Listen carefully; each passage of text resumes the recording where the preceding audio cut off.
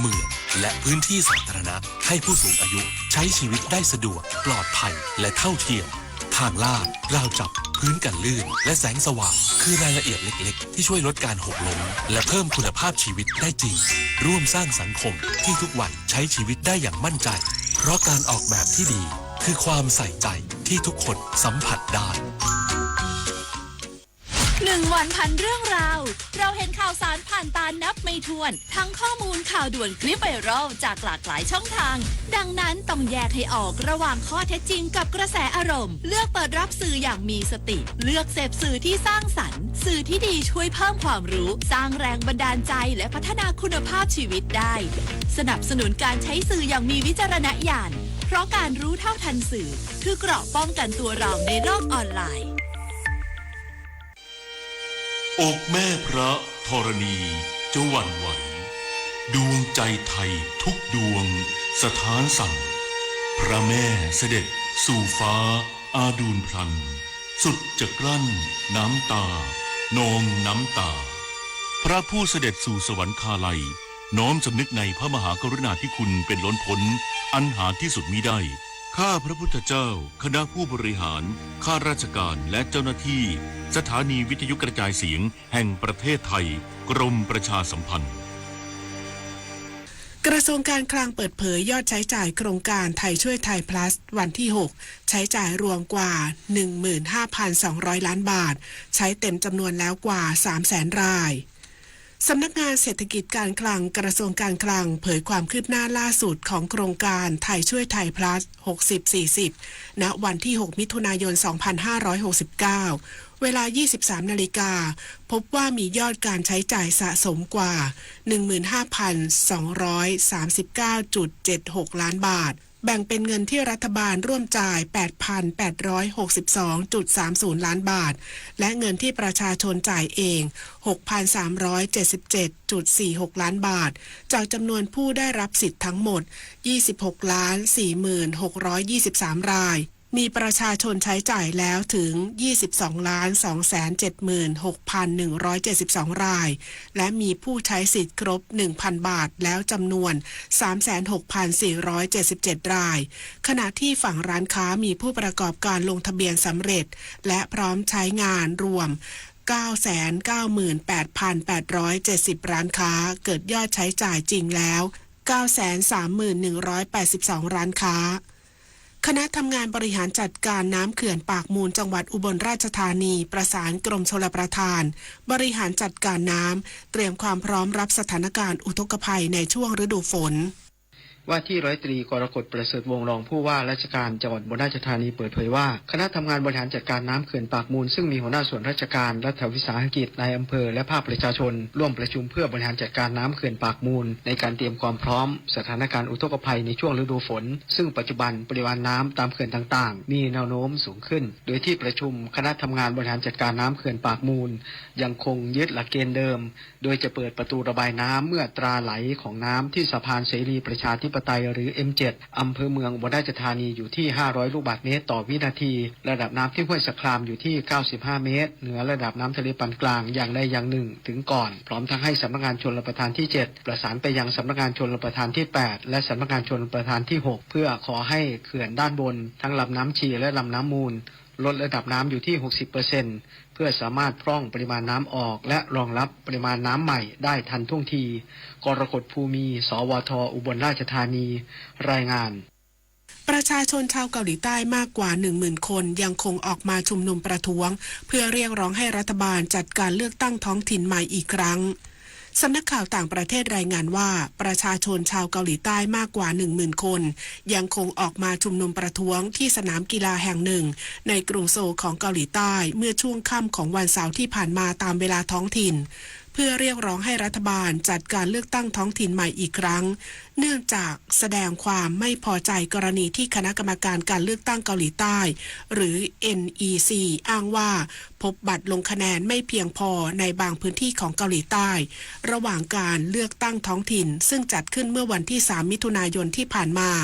ซึ่งประเด็นดังกล่าวทำให้นายโนแทอากประธาน NEC ตัดสินใจลาออกจากตำแหน่งทั้งนี้พรรค DP ซึ่งพรรครัฐบาลเกาหลีใต้ภายใต้การนำของประธานาธิบดีอีแจมยองสามารถคว้าชัยชนะในหลายพื้นที่ในการเลือกตั้งท้องถิ่นครั้งล่าสุดแต่ไม่สามารถชิงตำแหน่งนายกเทศมนตรีกรุงโซลซึ่งเป็นตำแหน่งสำคัญทางการเมืองจากพรรค PPP แกนนำพรรคฝ่ายค้านเกาหลีใต้ได้สำเร็จน้ำมันมีน้อยใช้สอยอย่างคุ้มค่าเผื่อไว้วันข้างหน้าและสรรหามาทดแทนจบข่าวอรัญญาชมชื่นอ่านรับฟังข่าวครั้งต่อไปเวลา 12 นาฬิกาค่ะติดตามข่าวที่นำเสนอไปแล้วได้ที่ www.thainews.prd.go.th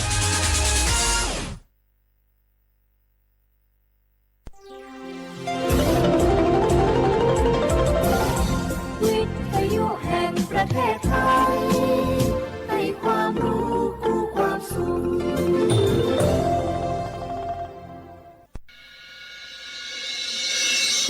สถานีวิทยุกระจายเสียงแห่งประเทศไทยจังหวัดเชียงใหม่ AM 1476 กิโลเฮิรตซ์สถานีวิทยุภาคภาษาชาติพันธุ์แห่งเดียวในประเทศไทยที่มีความทันสมัยเชื่อถือได้สร้างอัตลักษณ์กลุ่มชาติพันธุ์สู่สากล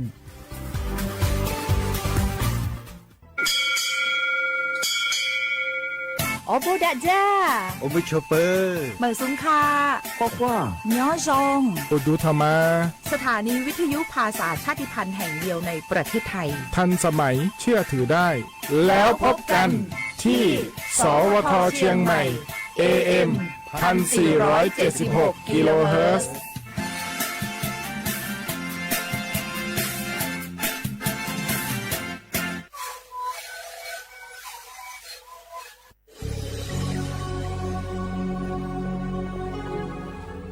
เกิดเป็นคนไทยเติบโตบนผืนแผ่นดินไทยจงภูมิใจในความเป็นไทยชาติไทยเรานั้นนับเป็นชาติที่มีความเป็นมาเก่าแก่ยาวนานเรามีภาษาวัฒนธรรมและมีสิ่งต่างๆที่เป็นเอกลักษณ์ให้เราได้ภาคภูมิใจในความเป็นคนไทยเราควรเห็นคุณค่าและมีความรักชาติหวงแหนแผ่นดินอันเป็นมรดกของบรรพชน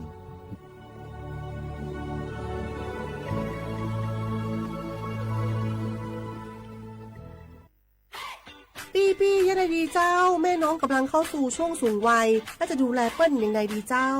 ฮูก่อผู้สูงวัยเปิ้นไม่ได้เท่าเหมือนกันหมดเนอะกลุ่มติดสังคมเนี่ยว่าเปิ้นแก่แต่ใจวัยรุ่นต้องจวนกันออกกำลังกายทำกิจกรรมเวลาปะหมู่ปะฝูงมาใดเปิ้นก็ตึงคึกคักกันกูเตืออันนี้แม่น้องเลยนะวันออกไปขายเห็ดลมที่ตูกาดแล้ววันนี้นะเปิ้นก็มีนัดไปที่โรงเรียนผู้สูงอายุแหมซอบอกซอบใจขนาดกลุ่มติดบ้านก็เป็นกลุ่มที่บ่ออกไปไหนต้องแต่งบ้านให้ปลอดภัยเตียวบ่ข้องบ่เต้ามันไปพอไปกอยดูแลเรื่องกับข้าวกับปลาจะได้มาง่อมมาเงานะส่วนกลุ่มสุดท้ายกลุ่มติดเตียงก็ต้องพอต้องกอยบ่ฮื้อลำหูลำตาตึงพลิกตัวทำความสะอาดดูแลอาหารยูกยาและต้องใส่ใจเรื่องของความรู้สึกบ่ฮื้อเปิ้นรู้สึกว่าโดดเดี่ยวฟังจะอี้ค่อยสบายใจหน่อยเจ้าขอบคุณนักเจ้าปี้เดี๋ยวน้องจะปิดไปดูแลแม่ก่อนนะเจ้าแล้วจะไปลืมป่าแม่ไปตรวจสุขภาพประจำปีตัวเนอะเจ้าดูแลผู้สูงอายุถูกวิธีผู้สูงวัยก็ยิ้มได้ลูกหลานก็สบายใจด้วยความปรารถนาดีจากสำนักงานประชาสัมพันธ์ที่ 3 กรมประชาสัมพันธ์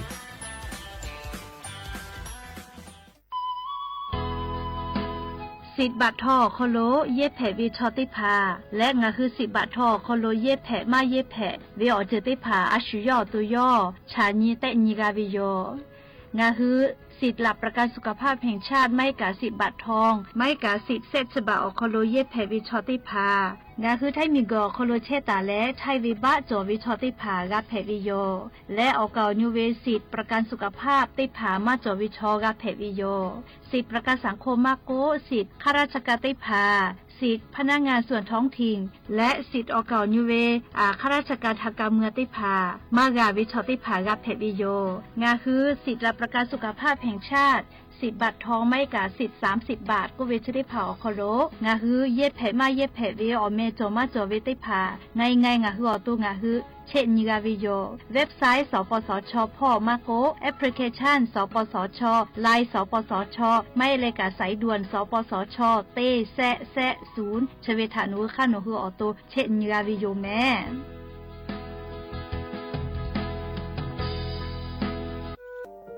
งาฮือละหุยาชอจิทอกาไทยมีกือเวจอมอออีโลอาสะและไกเปวิทัปปะตองาฮือนิมาลูจาวิโยงาฮือมีเวออีโลแลมีจอมอเวอปาโลเกโลมุนอมาโคโลโกอิเปวิโยงาฮือเตกาเลเลกางาฮือมีจอมออีโลทะหะเวอคโลยอทะคาทากะดอนอเชตุโยงาออโตแลละหุชอจิเวอตาละหุคอเป้าเสมานาคาโบเพวิโย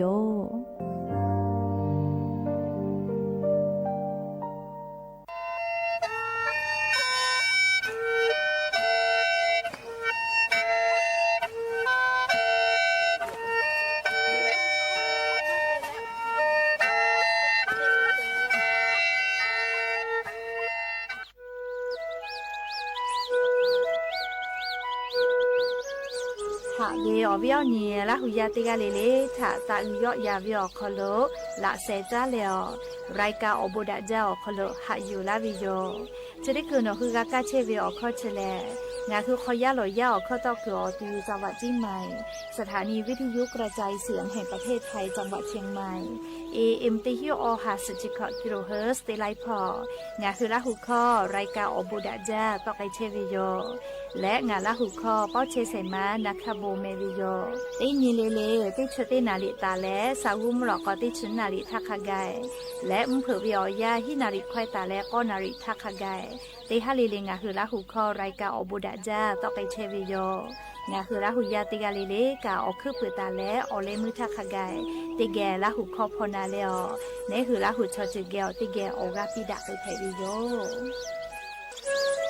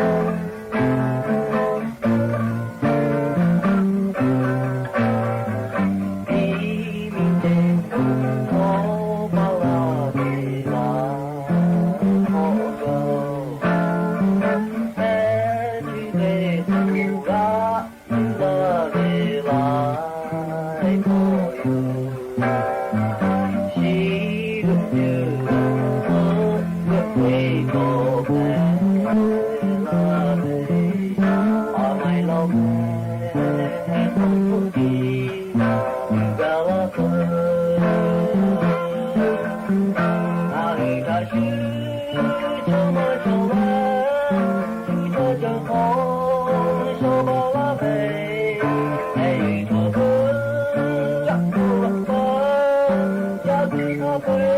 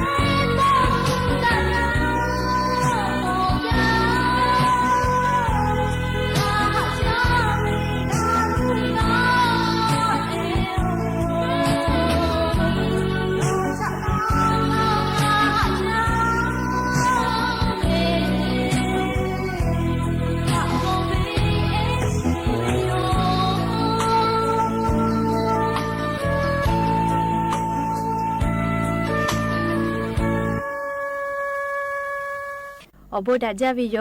ยานิมลอกติปอทอกาดาจาวิอยาชอคลงะคือติปอกกะมีลาวิทปะตออรเปติกาลิลิทะตาอุยอยาวิอคโลละเซจาเลอไรกาอบูดาจาคโลหะอยู่ลาวิโยแมหะวิอวิอนีระหุยาขะพอเชพอลุเชตาวิคะคิเพเชลีนาติกาลิลิทอกาจาเมดอเมซุเมกาเมฮาเลดอซาเชอลีนาเจดิจกาลิงะหุมมิอคโลแลมุยิคอยาลุลาปุวิทปะตองะคือติกาลิลิกาอจอยาคาสุเพตอลาเวอานาอากอติพัทธานี่คือตอดาและปูกากากิตูจาวิดอวิเชวิจอวิเตจิลิลิพอกาอายีอยู่และอาชุยอตัวยอยากาตะคเดนหาซาดักอิสิแมและยันยิเวอยาแลชุดิสอคโลสุญญติปอกกะมีลาเปขอฮาปาจูฮาปาคโลยันยอฮาปาสุสุญีฟะญีและจะขอญิฮิญิชุขอมุขอฮาวิอวิอเนระหุยาติเผาตีนิเลเลมุลกวิอยา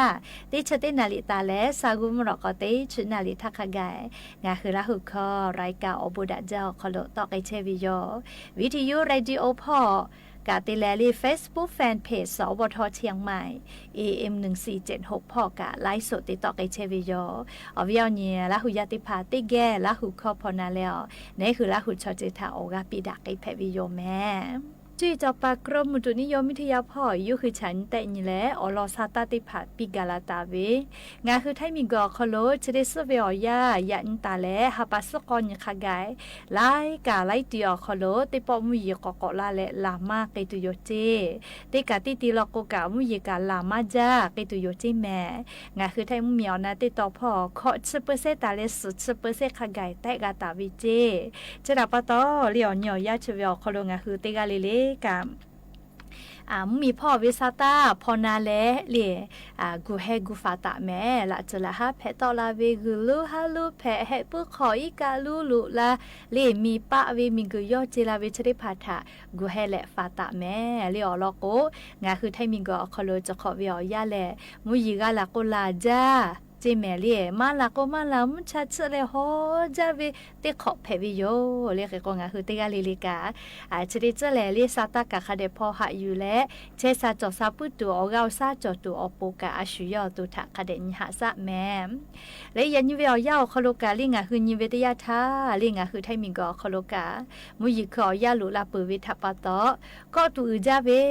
ลีสาติตาเลฟะจิแมลีชริคือเวียวยาปุจากอปูเวลาเวไครัวอานานาพืออานาฟะจานาชริพาทะสติตาเลฟะเจลีชริคือเวียยาเพื่อเลกาลิจเยลุอานาติพาทอกากาที่กอลาเลเป็นดักไอเชลจิแม่ลีกะเตเลอานาโควิกะเป็นดักไอเชวิโยลีอยากเข้าอจิชริพาโคกางาคือกาฟาตาจอเวเลลีชริคือเฮปุเฮคอลมวอจาเวสติเตแม่อลอโกลีปุลาตาเวติสอคอลเมฮอซอพอกาฮอคาปานีกาเจมุก็จะเลมต่อเลเซเวเลมุชกาจะเพวิมุกาจอเลเลจะมาเพวิออตมาเฮจะวิมุติภกาจอวิโยเลเคกงาคือจะจอวิมุทะชุเลมาชอมือวิมาโกเลไม่เลกามาจะจอวิมุติภาลกุกาตาจาแม่เลมุต่อวิชเลชอสลอลจอวิแม่แต่ก็แลลิงคืออวิอเนี่ยละหุยาติพัทธะเชซาจอซาพอจ้าดาวิเลให้เพื่อให้คลมก็จาวาตูอ้อใจวิกะคาเดเตเลชริคือวิอยาก็ตูวิแม่เลให้เพื่อให้คลวาตูอ้อใจวิกะวือมาโกเมจาลาติภาผัวลาลาเวเลให้กติกาลิลิกะสติตาเลฟะแต่ก็แล้วอลอซาตาชริภาอยู่เวลาแล้วจะเขชลาวิโยแม่และงาคือละหุยาติกาเลเลทากาสติปิดะกาวิโยเลชบึญฮาวิอยาวคโลเยกาขอกาพอจ้ามีจ้าติแลเยกาขอปะฮะจอและเลียวเลมือละกัวมาจอมาหอดะวิทปะตอลีเยกาพะไดเวเฮกัวพอจ้ามีจ้าก็จอละโกเลอปาเจอยาจ้าเลอยา น้ำนาตัวนี้เบเวก็เลยไล่จึงก็คือสตากาโมวิโยเรียกก็คือราหุยาติพัทกะสติเตเรียกาจาวิอคโลกะคาเดนจะแม่เรียกก็คือยากาชกาเรียจะจ่อยวิโลก็ดาวินะอยากให้ยากาจายาวิโลก็ตุขาจาแม่ยากาคโลจอดาหอดาปื้อโลก็มุนอมาคโลเชียวิเคลิเจอยากให้ยากาขอมาจอมาหอดาปื้อวิโลก็แลมุคุแค่กับบูเลฮอเรียมุนาหูคโลเชียวิเคลิแพวิเจเรียกก็คือติกาลิลิกายากาจอปื้อวิชอติพาโลก็เรียชุยอยากาถอยากาเดปิแม่เรียนากาดาตูจอดาหอดากาตัวอโปเรียชุยอยากาถากาอยากาเดปิเรีย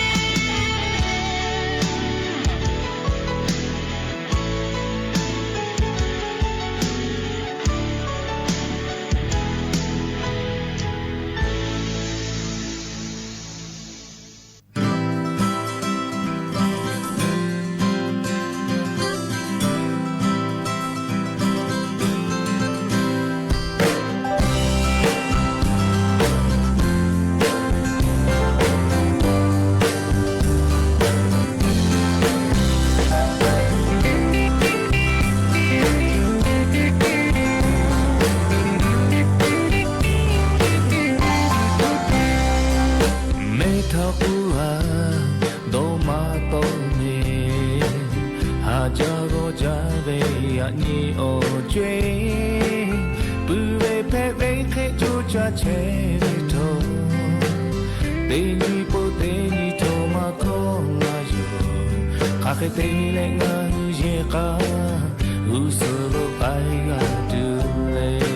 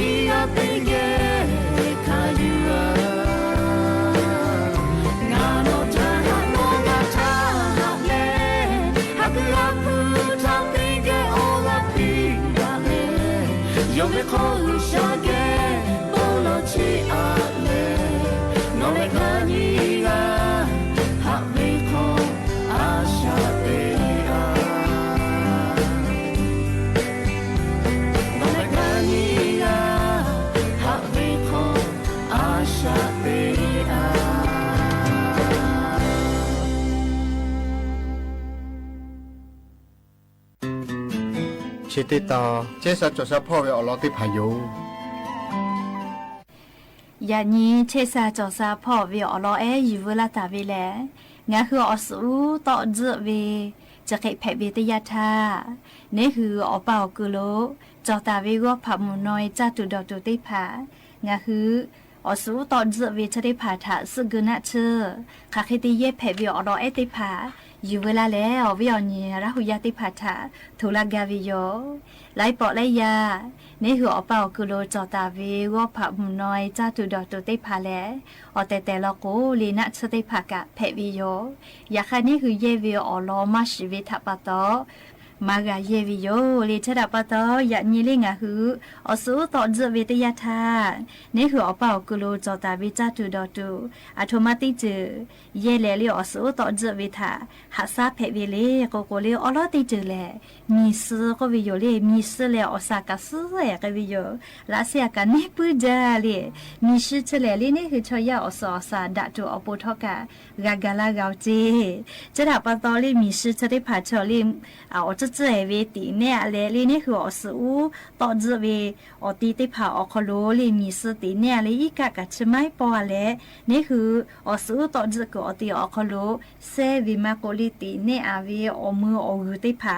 อสูต่อเจอก็อตีอคโลนี่ปีเวลกุกาอสูต่อเจอเวชได้ผากาเคลาวิโยจิเมลีตินเวนปอนาลิมซ่อมเผื่อจะเขติเซเปียลโกอสูต่อเจอเวชได้ผาทอกาอมือเคลาวิโยเจเปิดตาเลนจืดได้จืดเรียงอ่ะคือละหูคอโกไขกูนะมาโซเลไทคอลอกว่าผักตำลึงก็วิโยเล่งะคือละหุยาเมาวิแลผักเขจาก็วิเลผักเขจาคุกัวเวคัสเลียอตีแลเลียอจากติผานี่คือผึจาเวสามกุขอจ้าแลเลียอคือติดอเวกะคือเอเตกเมจาเลอบุกะจอเวจ้าตุดอตุติพาโยเลอากาจคุปาคัวซจอปึจาเว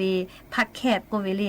เชเวแลงะคืออสุตอนเจเวตยาทาลิขะเขติเยเวเลโกโกเลผักแคบจาเลผักตำลึงเฉลียคเดตีเนอาเลจืผู้เวลิจืซาเวผู้เวติพาเกียวปอดาเลนี่คืออสูตอนเจคืออตีอคโลผักแคบจาตีเนอาเลจืผู้เวเกียวติเกปอวิออกุชติพาอยู่เวลาเล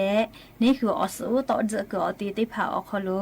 เซวิลโกเลียอสูตอนเจวิชติพาทอกาเคลาวิโยเจตินิเวลินปอเซปอกะเซเพวิโยลิชกาอสูตอนเจวิตยาทาลิภาเคจาอภากาเพอเล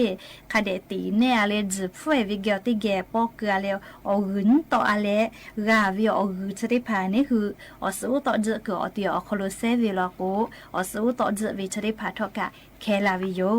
จิเมลีชกานี่คืออปอกโลจอตาวีอจิติพาสกนัชติเยเพวีปุตตาเลเสยาติยาลโกไทคอลกวมาระคีนกกวิจิเมลีนี่คือละหุยาลกวคูควายเจกวิเลคูควายเจอจาอสติภากาเฮอาเลนะพิถาตูจาวิลโกเมจาลิคูควายเจกวิ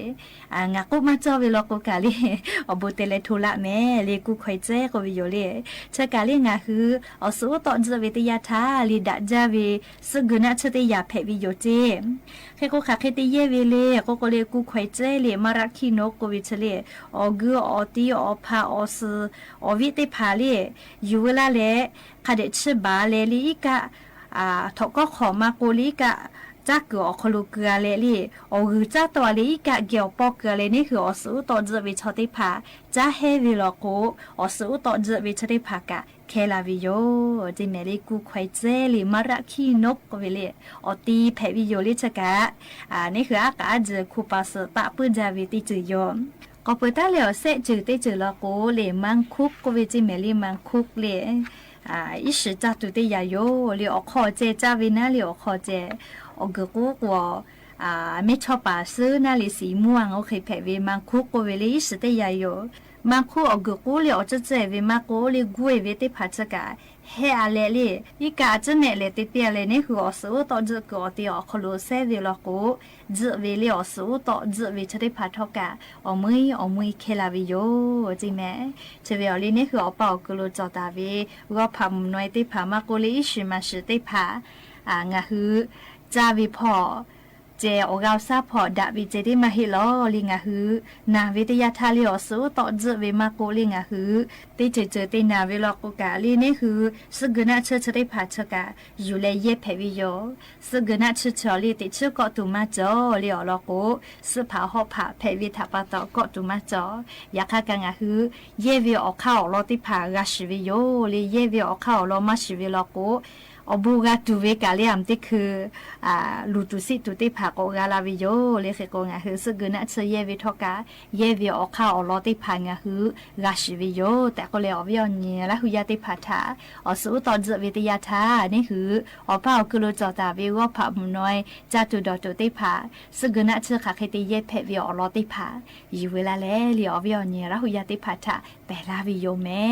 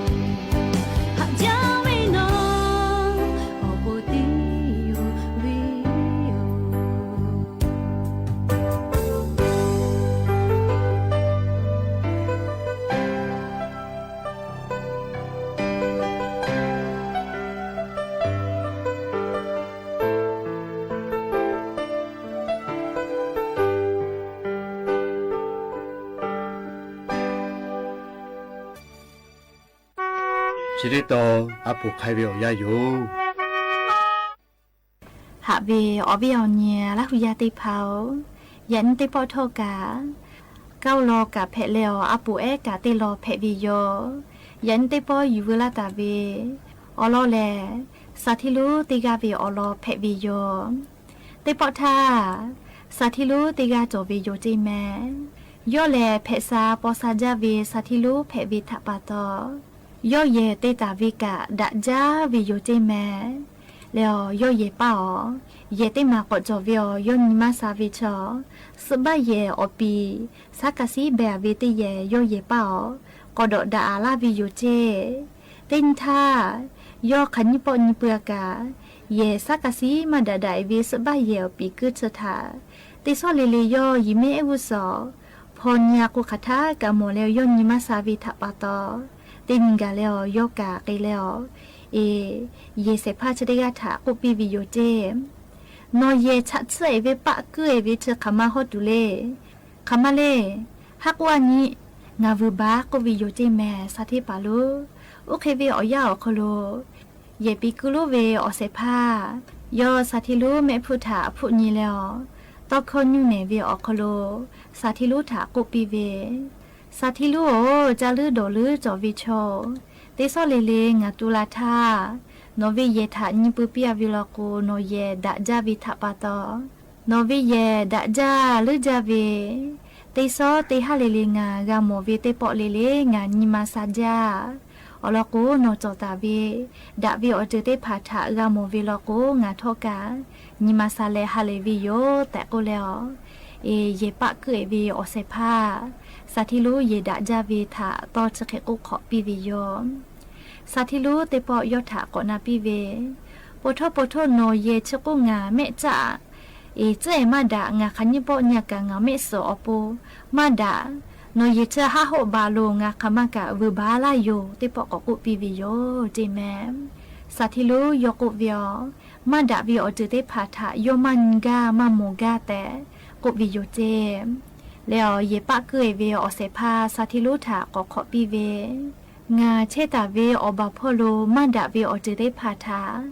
งาอายิมาเตมานียักข้าอคอพโลดาเวอเจเตพาทาเจติงานนี้แล้วอายิเตเชวิโยงานอมานากาเมอามาติเลนอเวเยลูดาจานิซาจาเวชูหุหุจวาเวอนอมอทานอคาเดนี้แล้วฮาเลเชจอมาดาวิงาวิเยทานออามาเตเลอนอจันนิลาตูลูเวเลแต่เยปะเกยเวอเสพาสาธิลูเยดะจาเวทาชะเคกุขอปิวิโยโอเคเวอยาอคโลสาธิลูกะยอกอโดกาวิโยโทงาแม่วัวเวเฮอชูเวียติจานิเลจักุเชเวงามงาจอเวงาอายิมาเตเลมันเชเวลอชุทะเจติจาสุสะเชวิโลแต่ยอนิมาคโลจะเขดอกาวิโยและยอกอดอกาวิเลงาคือเยดะเจเวเชียวิเชเลอบาพอโลเวเจติโลแมยักขะงาคือเยดะเจเตเลออกิคาเดกูสอจอเวเลงาคือชอยาวินิมาเพวิโลแต่สาธิลูยอจะเขดอกาเลอเยปะเกยเวอเสพาทาอชอกอเตดะเลยูคือซาเลทักขะแกตีนิเลเลเมื่อแล้วนาอูจะเขติดะแลอชอจะเขติมือดะเกวิโยเจแมหาวิอวิเอาเนี่ยละหุยาติเผาเกาหลอแอนจะได้มาออกคโลงะคือฮิยูจูคาคิกาโมเวเลโกโกไลปอไลยาวิออยาออกคโลงะคือแลชูเพตาเวอจือได้พาทะเจติงะคือนิมอแล้ว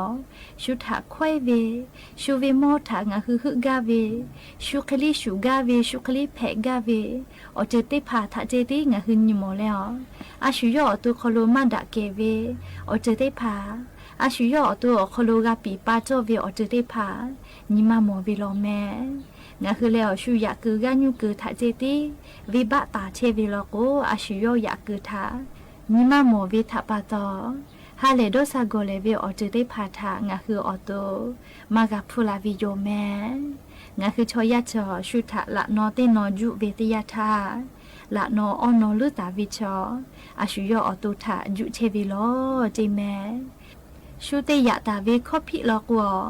จัวเมสคอสตาดูลูชูหูหูค่าเวคเลเตนิมอวิโยเจ อยากฆ่าอาชุยอตัวเวอยากเกินเกินแล้วก็แม่ใครเฮียติญมอเวลอเจแม่งาคือชอยามิงกโคโลอาสติเชเวอยาอโคโลงาคือชุทาวิบัตตาเลชุทาค่อยเลชุทาตีไข่เชเวลาอาชุยอตัวทองาคืออบาพอโลแม่ผู้แม่กึถานีแล้วอเกี่ยวงาสอเวคาชูงาคือนิมาอโคโลทอกะดะลาตูอโปอเกี่ยวงาคาเดสอปิแม่แต่โกแลกาลอจะได้มาใครแล้วงาคือลาหุยาติกาเลเลทาโอกาปิลาวิโยแม่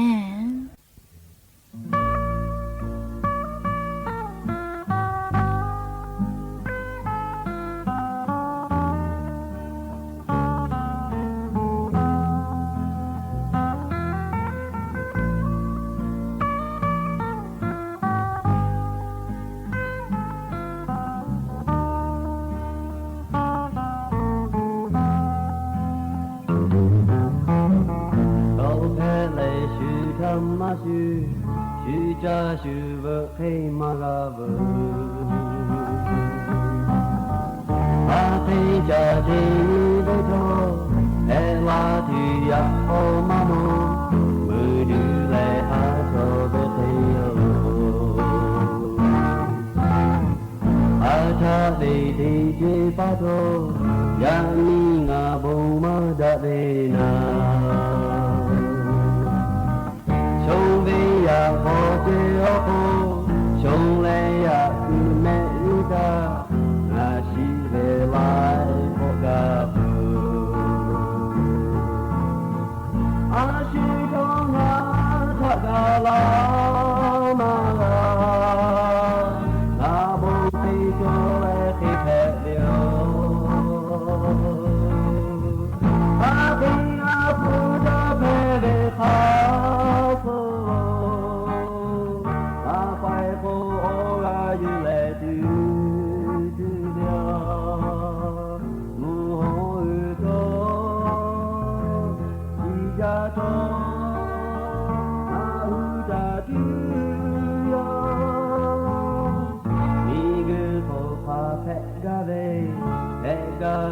แผ่เดียวนามาโกโชเวชะนาอยู่ตะแลทีนี้โอแลมิงกะพงอากาเชฟาแผ่ชาอาชิโกนาชะกาลามาลานาบุกิโจเลติแผ่เดียวอาสโลอาไปโฟโอกาอยู่และดูเดียวโอ้ยโตที่จะโตมาหูตาดูโย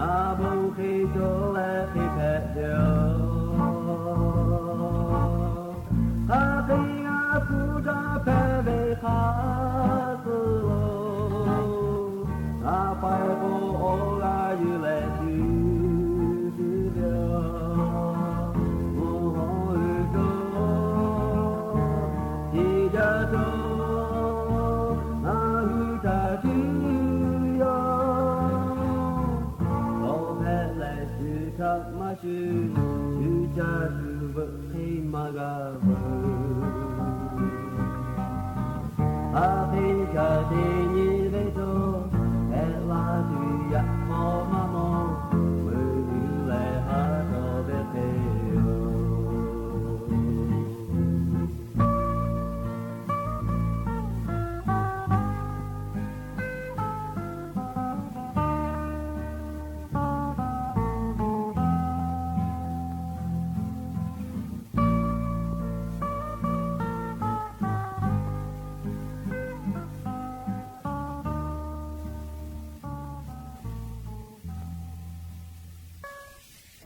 และอย่ายิ้มหลอกก็ติปอชและกระติเวอรอติพาจะใครไม่จะได้โยแม่และแกพอนาเลียโอกาปิลาเทวิติกาลิลีชอกาจ้าเมดอแม่เมกาเมเลียงาคือติกาลิลีเวอโปฮาเลโดซาเวอญอฮาเพปิแม่